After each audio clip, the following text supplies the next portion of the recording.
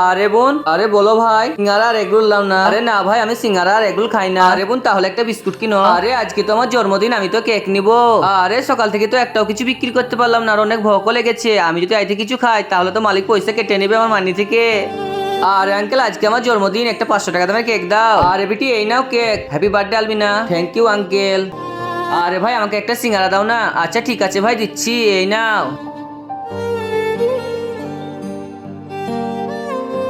আরে আমার তো অনেক ভোক লেগেছে, আমি একটা কাজ করি, এই সিঙ্গারা কুচিগুলো খেয়ে নি তাহলে। আর আঙ্কেল, কেকটাকে ঘুরিয়ে নাও, পয়সাটা আমাকে ফেরত দাও। আচ্ছা ঠিক আছে বিটি, দিচ্ছি। আরে বিটি, এই নাও।